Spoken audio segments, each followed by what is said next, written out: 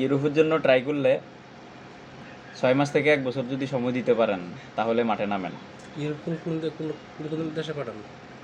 এই মুহূর্তে উনি তো যেহেতু নন সেনজেন নিয়ে কথা বলছে, তাহলে আমি নন সেনজেন বিষয়ে কথা বলি। ইউরোপে তো আপনার অনেকগুলো দেশ আছে। এখন নন সেনজেনের জন্য যেহেতু আসছে, নন সেনজেন বেসিস কথা বলি। নন সেনজেনে হলো আপনার সার্বিয়া, মেসিডোনিয়া, মন্টিনিগ্রো। এগুলোতে কিন্তু আপনি গিয়ে সেন্ট্রাল ইউরোপে যেতে পারবেন না। সেন্ট্রাল ইউরোপে যেতে হলে আপনাকে ধরেন Italy, France, German, Spain, Portugal যাই আছে আর কি, ওগুলোতে অবৈধভাবে বাই রোডে গেম দিয়ে যেতে হবে। আপনি এখানে আমার প্রয়োজন নেই। আপনি এই সকল দেশে যাবেন, এই সকল দেশে থাকতে হবে। আর এই সকল দেশের জন্য আপনার 6 মাসের আশেপাশে, যদি এক চান্সে কাজ হয়ে যায় 6 মাসের আশেপাশে হয়ে যাবে। আর যদি সেকেন্ড টাইম ট্রাই করা লাগে তাহলে 6 মাস থেকে 1 বছরে গিয়ে ঠেকতে পারে। এখন 6 মাস থেকে 1 বছর যদি সময় দেওয়ার মন মানসিকতা রাখেন তাহলে আমি ফাইল নিব, আদারওয়াইজ আমাকে ডাবল টাকা দিলেও আমি ফাইল নিব না। এটা হলো এক কন্ডিশন। দ্বিতীয় কন্ডিশন হচ্ছে আপনার বেতন হবে 50,000 থেকে 70,000 টাকা, এর মধ্যে থাকা কোম্পানির খাওয়া নিজের। এখন এই বেতনে গেলে আপনার পোষাবে কি না। আর কাজের বিষয় হচ্ছে আমি কোনো বিজনেস ভিসায়, ভিজিট ভিসা বা স্টুডেন্ট ভিসায় পাঠাবো না, আমি পাঠাবো কাজের বিষয়ে। বৈধ ওয়ার্ক পারমিট ভিসায় ম্যান পাওয়ার করে বাংলাদেশ সরকারের অভিবাসন নীতি মেনে যাবেন। আমি কোম্পানিতে পাঠাই দিব, কোম্পানি আপনাকে যে কাজে দিক সেই কাজ করার মন মানসিকতা থাকতে হবে। আমাকে ওখান থেকে যদি বলেন যে কাজ পরিবর্তন করে দেওয়ার, সেই সুযোগ ক্ষমতা আমার নাই, সেটা আমি রাখি না। বাংলাদেশ থেকে আমি একটা কোম্পানিতে পাঠিয়ে দেওয়ার পরে কোম্পানি যাই করবে ভালো মন্দ আপনার তকদির নসিব, কোম্পানি বুঝবে, আপনি বুঝবেন। ওইখান থেকে আমার কোনো বিন্দু মাত্র ক্ষমতা নাই যে আপনার একটা কাজ, একটা ভারী কাজ দিলে ওটা হালকা কাজে কনভার্ট করে দেওয়া। আপনি যদি আপনার মালিককে বুঝে যদি আপনি সেটা কনভার্ট করতে পারেন সেটা ভিন্ন হিসাব। আচ্ছা, কিন্তু কি কোম্পানি হতে পারে?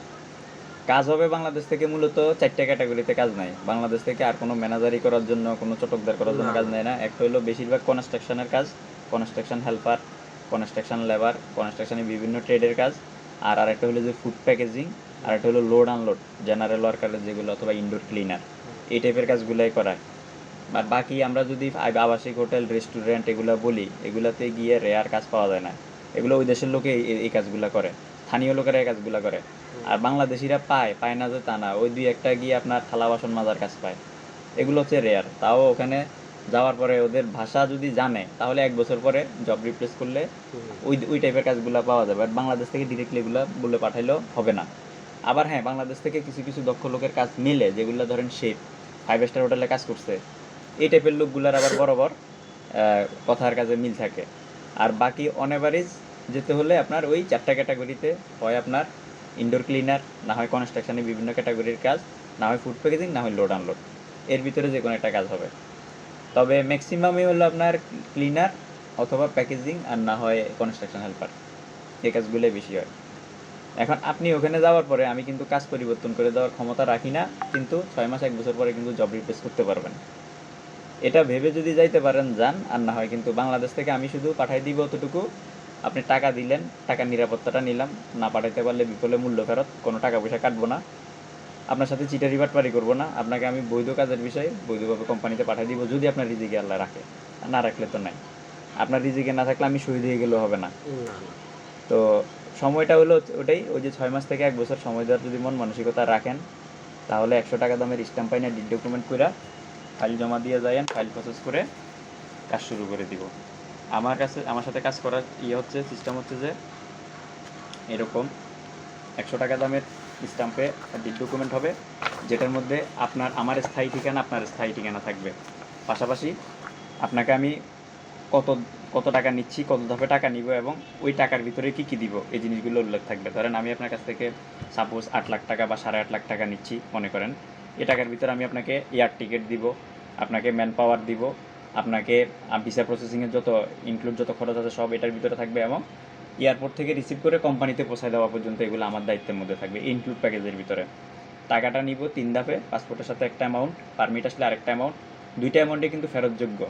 পাসপোর্টের সাথে যে টাকাটা দিবেন এবং পারমিট আসার পরে যে টাকাটা দিবেন, এম্বাসিতে যদি বই পাঠানোর পরে দিল্লি থেকে যদি রিফিউজ করে তাহলে আপনি টাকাগুলো সম্পূর্ণ রিটার্ন পাবেন। আর এম্বাসি যদি আপনাকে ভিসা দিয়ে দেয় তাহলে বাকি টাকা পরিশোধ করে দিলে আমরা ম্যান পাওয়ার করে টিকিট ধরে আপনাকে পাঠিয়ে দিব। এখানে টোটাল আপনার এই লেনদেনগুলো করার পরে আপনি ওই দেশে যাওয়ার পরে আমি যেটা বললাম যে এয়ারপোর্ট থেকে রিসিভ করে কোম্পানি পর্যন্ত পৌঁছায় দেওয়া আমার দায়িত্বে থাকবে।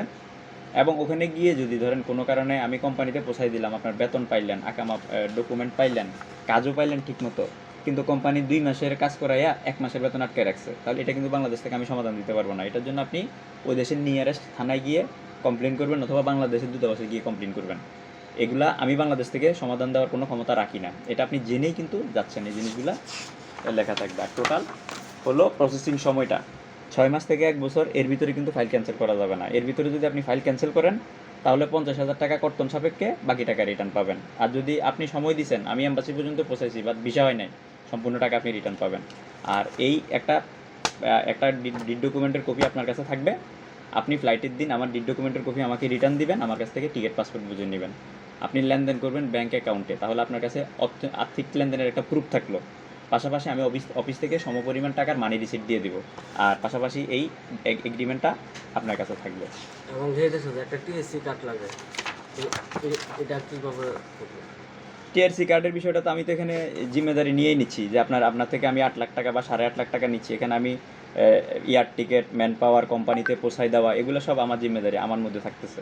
তো তাহলে আপনার এগুলো সব আমার মধ্যে কিন্তু না। আবার টিআরসি কার্ডের বিষয়টা যেটা, টিআরসি কার্ডের বিষয়টা হচ্ছে আমি আপনাকে একসাথে 10 জন লোক একটা কোম্পানিতে ফ্লাইট দিছি, 8 জন লোক পালাই গেল। পালাই যাওয়ার কারণে 2 জন লোককে যদি কোম্পানি দায়িত্ব না নেয়, এটার কিন্তু দায়ভার আমি নিতে পারবো না, আমি নিব না, কারণ এটা আমার সৃষ্টি না।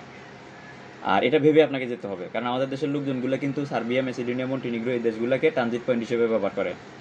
আপনি যারা ভেগে যাবে হয়তো তাদেরকে বুঝে রাখতে হবে যে বাবা তোরা যাইস না, একটা দেশে আসছো 6 মাস 1 বছর থাক, দেখ এই দেশের পরিস্থিতি কি, পরে যা। আর না হয় ওদের সাথে আপনাকে চলে যেতে হবে। বা আপনি যদি যাওয়ার পরে যদি বুঝেন যে না, আপনার সাথে লোকজন পালাই গেল, আপনার কোম্পানি আপনাকে পছন্দ করে ফেলছে, আপনার দায়িত্ব নিবে, আপনার জন্য হিতে বিপরীত হবে না, তাহলে আপনি থেকে যাবেন। আর যদি দেখেন যে না, ওই লোকগুলো পালাই যাওয়ার কারণে আপনার উপরে ইফেক্ট আসবে, তাহলে আপনিও হয়তো ওদেরকে বুঝে রাখতে হবে তাদেরকে আপনার সাথে, অথবা আপনি তাদের সাথে চলে যেতে হবে। এই হচ্ছে যে সিস্টেম। কারণ আমি এই জন্যই শুরুতে আমি বলে দিচ্ছি যে আমি আপনাকে একটা বৈধ ওয়ার্ক পারমিট ভিসা আমি বৈধ কোম্পানিতে পাঠিয়ে দিব। আমি কিন্তু বছরের পর বছর জিম্মেদারি নিয়ে আমি করবো না। কারণ আমাদের দেশের লোকজন যতই আমরা স্ট্যাম্প লিখিত এই সমস্যাটা এটার কারণে ভিসা হইতে দেরি হয়। আপনার এক গ্রুপের ভিসা হইলে পরের গ্রুপের লোক ফ্লাইট হয় না। ওই যে প্রথম গ্রুপ পালাই যাওয়ার কারণে সেকেন্ড গ্রুপের লোকজন যারা দেশে আটকা পড়ে আছে, এদেরকে কোম্পানি নিতে চায় না। আপনার এই জিনিসগুলো আপনি জেনে বুঝে তারপর আমি কিন্তু স্ট্যাম্পের সেজন্য লিখে নিচ্ছি। কারণ আমরা যখন লোকজন পাঠাই তখন কিন্তু লোকে কিন্তু কোরআন শপথ করেও যায় যে পালাবে না, এরপরও তো পালাই যায়। তো এই জন্য এগুলা জিম্মেদারি নিয়ে গ্যারান্টি নেওয়া যাবে না। তো আপনার টিআরসির বিষয়টা যেটা, আমি বৈধ ওয়ার্ক পারমিট ভিসায় পাঠাবো, একটা কোম্পানিতে পাঠাবো, কোম্পানি টিআরসিও দিবে, কিন্তু আপনার সাথে লোকজন পালাই যাওয়ার কারণে যদি কোম্পানির রেসপন্সিবিলিটি না নেয়, এটা দায়ভার আমি নিব না। বাট আমি পাঠাইছি, আপনার টিআরসি হয় নাই, আমি কিন্তু দায়ভার নিব। কারণ আমি তো আপনার সাথে গ্যারান্টি দিয়ে পাঠাচ্ছি যে আপনার কাজের গ্যারান্টি, ডকুমেন্টের গ্যারান্টি, কিন্তু ওই পরিস্থিতির কারণে হইলে ওটা আমাকে ছাড় দিতে হবে। এবং আপনার সাথে আমার ডিড ডকুমেন্ট যেদিন হবে ওই দিন কিন্তু এই কথাগুলো আমি রেকর্ড করে রাখবো। কারণ আপনি গিয়ে না হয়তো ওখানে গিয়ে আপনি ভিডিও পাঠাবেন, এদিকে আপনার আত্মীয়স্বজন আমার বিরুদ্ধে প্রতারণার মামলা দিবে, হিসেবটা বুঝছেন? এই জন্য কাজ হবে স্বচ্ছতা, জবাবদিহিতার ভিত্তিতে, সময় দিয়ে সহযোগিতা করতে পারলে যাইতে পারবেন। এই হচ্ছে এইসব, এই আর কি।